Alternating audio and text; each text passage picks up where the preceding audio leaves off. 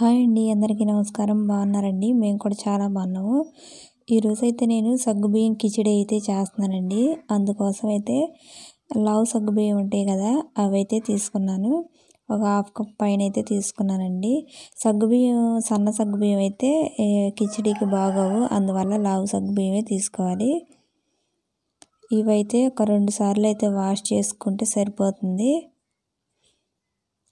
Water ఎక్కువ వేసుకుంటే ఇవైతే నానిపోతాయి ఊరకనే. అందువల్ల 2 సార్లు కడుక్కొని ఇవి ఎన్నైతే ఉన్నాయో అన్ని వాటరే పోసుకుంటే ఒక 3-4 గంటలు నానబెట్టుకుంటే మెత్తగా అయితే అయిపోతాయి. వాటర్ అయితే కొన్నే పోసుకోవాలి. ఇవి ఎన్ని ఉంటే అన్నీ పోసుకుంటే సరిపోతుంది.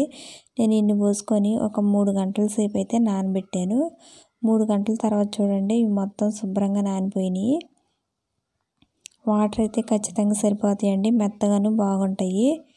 ఇంకా కిచిడీలోకి అయితే ఒక పెద్ద సైజు బంగాళదుంపలు అయితే నేను తీసుకున్నాను. ఒక్కటి సరిపోతుంది. ఇంకా కొద్దిగా ఎక్కువ తినేవాళ్ళు అయితే ఇంకోటి వేసుకుంటే సరిపోతుంది. నేనైతే ఒక బంగాళదుంప అయితే తొక్క తీసి చిన్న చిన్న ముక్కలు అయితే కట్ చేస్తున్నానండి. ఇంకా అందులోకి పచ్చిమిరకాయలు, ఒక పెద్ద సైజు ఉల్లిపాయ కూడా కట్ చేసి ఉంచాను. సింపుల్గా వీటితోనే కిచిడి చేసుకుంటే చాలా బాగుండిద్ది సగ్గుబియ్యంతో. ఒక పెద్ద సైజు టమాటా కూడా వేసుకోవచ్చు, కానీ నేను టమాటా అయితే వేయలేదు ఇక్కడ. స్టవ్ వెలిగించి ప్యాన్ పెట్టి కొద్దిగా ఆయిల్ అయితే వేస్తున్నానండి. ఆయిల్ కొద్దిగా వేడెక్కాక ముందర కొన్ని తాలింపు గింజలు వేస్తున్నాను. తర్వాత అయితే 2 పచ్చిమిరపకాయలు బారుగా కట్ చేసి అయితే వేస్తున్నాను. ఉల్లిపాయలు కూడా కొన్ని వేసాను. ఎక్కువ తినేవాళ్ళు ఇంకో కొద్దిగా అయితే వేసుకోవచ్చు. జీలకర్ర కూడా కొద్దిగా అంత అయితే వేస్తున్నాను. ఇవైతే కొద్దిగా పచ్చివాసన పోయి లైట్గా ఫ్రై అయిన దాకా అయితే ఇలా ఫ్రై చేసుకుంటే సరిపోతుంది. ఈ కిచిడి చేసుకోవటానికి ఎక్కువ టైం పట్టదు, ఒక 20 మినిట్స్ లోపే అయితే అయిపోతుంది. టేస్ట్ అయితే చాలా బాగుండిద్ది అసలు. ఇందులోకి కొన్ని వేరుశనగ పప్పులు కూడా వేసుకుంటున్నాను. కొంతమంది అయితే ఈ వేరుశనగ పప్పుల్ని పొడి చేసుకొని కూడా వేసుకుంటారు. అంటే బాగా మెత్తగా కాదు, లైట్గా కచ్చా పచ్చాగా అలా అయితే వేసుకోవచ్చు. నేనైతే డైరెక్ట్గా ఇవి వేరుశనగ గుళ్ళే వేసాను. ఇంకా అందులోకి ఒక రెబ్బ కరివేపాకు కూడా వేస్తున్నాను. వేసి ఈ మొత్తం లైట్గా ఎర్రగా అయిన దాకా ఫ్రై చేస్తే సరిపోతుంది. బంగాళదుంపలు కొద్దిగా ఇవన్నీ ఫ్రై అయినాక వేసుకోవాలి, ముందలే వేయనవసరం లేదు. ఇవి మొత్తం లైట్గా ఫ్రై అయినాక బంగాళదుంప ముక్కలు కూడా అందులో కలుపుతున్నాను నేను. బంగాళదుంపలు వేగటానికైతే కొద్దిగా టైం పట్టిద్ది. మూత పెట్టి కొద్దిగా లైట్గా ఉప్పేసి కొద్దిసేపు ఉంచుకుంటే వెంటనే అయితే మగ్గిపోతాయి బంగాళదుంప ముక్కలు. ఇదిగో చూడండి, బంగాళదుంపలు అయితే వేసాను. ఇవంతా ఒకసారి అయితే బాగా కలుపుకోవాలి. ఇట్లా అడుగంటకుండా కలుపుకుంటూ ఉంటే సరిపోతుంది. మూత పెట్టి అయితే కొద్దిసేపు ఉంచాను, ఒక 5 మినిట్స్ అలా. మళ్ళీ ఇప్పుడు తీసి ఇంకోసారి అయితే బాగా కలుపుతున్నాను. ఫ్రై అవుతుంది. బంగాళదుంపలు ఇంకా లైట్గా ఉడికినాయి, ఇంకాస్త అయితే ఉడకాలి. అడుగంటకుండా అయితే మళ్ళీ తిప్పుతూ ఉన్నాను నేను ఇంకట్లా.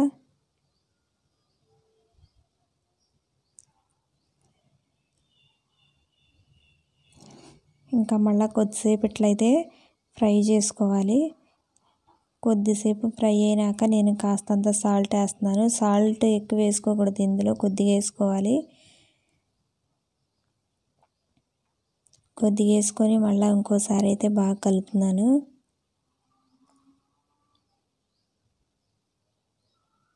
ముక్క అయితే కొద్దిగా ఒత్తి చూశాను, కానీ అది ఇంకా ఉడకలేదు. ఇంకో 2-3 నిమిషాలు ఉంటే బాగా అయితే అయిపోతుంది, ఉడికిపోతుంది. బంగాళదుంపలు అయితే ఉడికి మొత్తం మగ్గిన తర్వాత ఈ సగ్గుబియ్యం, నానబెట్టుకున్న సగ్గుబియ్యం అయితే అందులో కలిపేస్తున్నాను నేను. సగ్గుబియ్యం అయితే అడుగును కొద్దిగా అతుక్కుపోయినట్టున్నాయి. ఇట్లా చేతితో విడివిడిగా తీసుకొని వేసుకుంటే బాగుండిద్ది.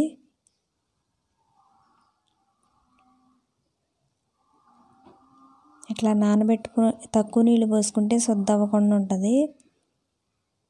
చూడండి సగ్గుబియ్యం దానికి విడిగా బాగున్నాయి.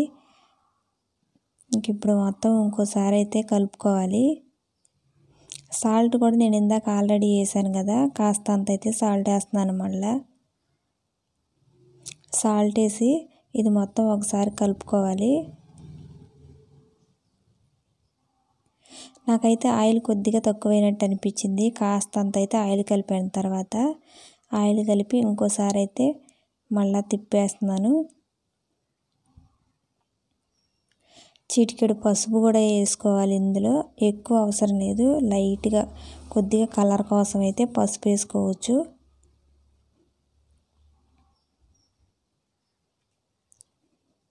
మరి తెల్లగా కనపడుతుందని నేను కొద్దిగా చిటికెడు అంత పసుపు అయితే వేసాను. వేసి ఇంకోసారి బాగా కలుపుకోవాలి. ఈ సగ్గుబియ్యం వేసిన వెంటనే కొద్దిగా అడుగంటుతూ ఉండిద్ది. సిమ్లో పెట్టుకొని కొద్దిగా అటు ఇటు కలుపుకొని ఇంకో 2-3 నిమిషాలు మూత పెట్టి ఉడికించుకుంటే సగ్గుబియ్యం కిచిడి అయితే రెడీ అయిపోయింది. టేస్ట్ మాత్రం చాలా బాగుండిద్ది సగ్గుబియ్యం కిచిడి. ఫైనల్గా కొత్తిమీర పుదీనా అయితే వేస్తున్నాను. కొత్తిమీర కొద్దిగా తక్కువ ఉంది, పుదీనా అయితే కొద్దిగా ఎక్కువ వేసాను నేను. వేసి ఇంకోసారి అయితే కలుపుతున్నాను. నిమ్మరసం కూడా వేసుకోవచ్చు ఫైనల్గా, తినేవాళ్ళు ఇష్టం, ఎవరి ఇష్టం వాళ్ళది. నేనైతే నిమ్మరసం వేయలేదు, నిమ్మరసం బదులు టమాటా సాస్తో అయితే తిన్నాము. ఫైనల్గా చూడండి ఎంత బాగుందో కిచిడి. పొడి పొడిలాడుతాను, చాలా బాగా అయితే వచ్చింది. నేనైతే కొద్దిగా తిని చూస్తాను ఇప్పుడు. నిమ్మకాయ అయితే నేను వేయలేదు, టమాటా సాస్తో అయితే తిందామని టమాటా సాస్ అయితే కొద్దిగా వేసాను. చూడటానికి కూడా చాలా బాగుంది చూడండి. అంతే, సగ్గుబియ్యం కిచిడి అయితే రెడీ అయిపోయింది. నేనైతే 2 స్పూన్లు తిని చూశాను, టేస్ట్ మాత్రం అసలు సూపర్గా అయితే ఉంది. టమాటా సాస్తో అయితే ఇంకా బాగుంది. కొంతమంది అది కాకుండా నిమ్మకాయ వేసుకొని తింటారు, ఇంకా అది ఎవరి ఇష్టం వాళ్ళది కదా. అంతేనండి, సగ్గుబియ్యం కిచిడి అయితే రెడీ అయిపోయింది.